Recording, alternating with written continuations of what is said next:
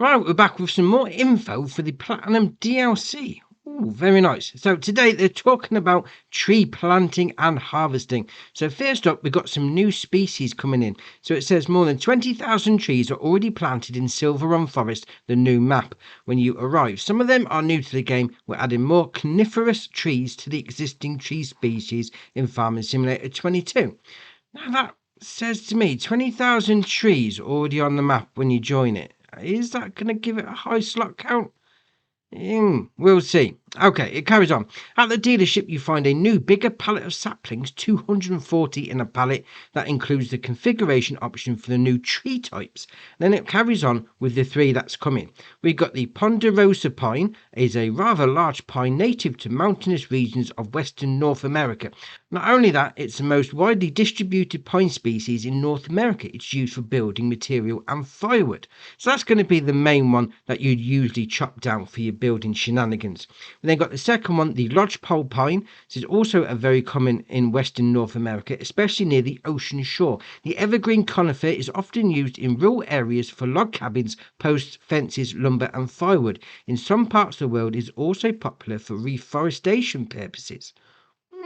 Again, I would say with that sort of speech on the go, yeah, you're probably going to use that for a bit of your logging shenanigans. Now we come to the third one. Now I think this could be a bit of a money spinner, to be honest, because it's the sequoia.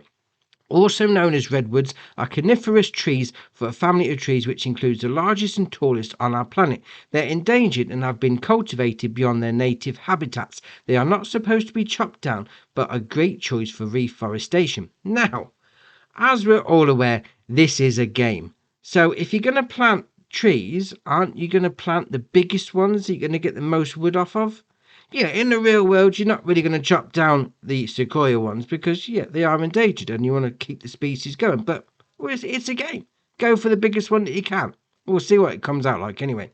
So it carries on, planting more trees than ever. There are multiple machines to use for planting and harvesting trees. More than 40 new vehicles and tools are included in the expansion, featuring John Deere, Komatsu, Fansel, Kohler, Schwarzmüller, Impex and other brands.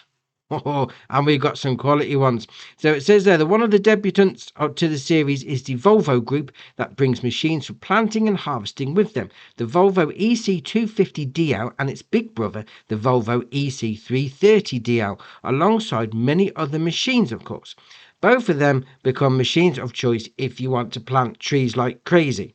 And this one is brilliant. It absolutely looks brilliant. If you're into planting trees, you'll like the Risutech SKB240 too, allowing you to plant no less than 240 saplings in one go in combination with the above mentioned Volvo machines. That looks brilliant. On putting the saplings on that carousel. That is genius. Oh, brilliant. You have to buy the big pallet of saplings that includes the new tree species shown above to fill the tool. Obviously, if it holds 240, you're going to need to buy 240 to fill it up. Fair enough. But that does look ace. Now it carries on. Time to harvest some trees. So let's continue with the new harvesting equipment and take a look at some of the new machines in the category. While the Volvo EC250DL allows you to attach a processor head, the Kohler P60 to lop off branches and cut trees into logs, the EC380DL can be combined with a high-performance harvester header. Excellent, make that combos work for you. So among other configurations and attachments, you can also attach a feller buncher to both of them to harvest and transport multiple logs at once. On top of all those fun playthings, we've added new functionality too. Now this is ace, I must admit. This whole thing with the harvester header is brilliant. It says, see how flexible the movement of the harvester header is.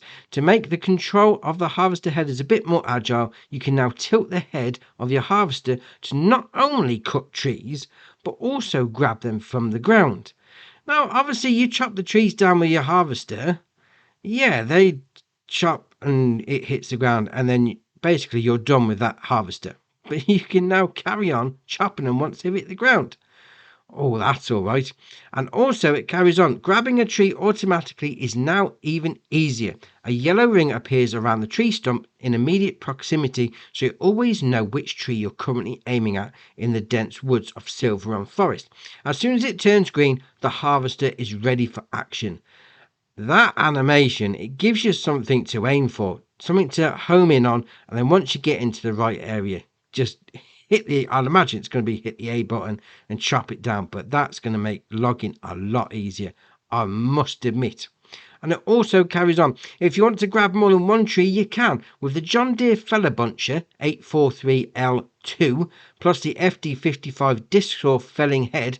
Take a look at that beast.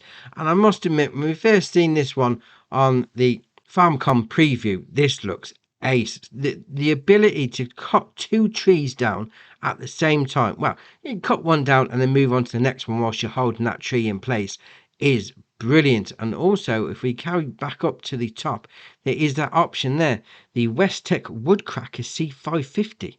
You attach that to the front of something as well, do the same. Oh, that is ace. Very nice. And just a reminder, if you have got the year one season pass, you do get that as part of the pack. And if you haven't got that already, there is a link below if you want to pick that up. And there's also going to be a link below if you want to pick up the Platinum expansion, if you want to as well. Fair enough. So drop it in the comments below. Which part of this DLC are you looking forward to the most? We'll see what people are looking at. If you haven't already, hit the subscribe button. It's muchly appreciated. But for me, that's it for today, and I'll see you in the next one.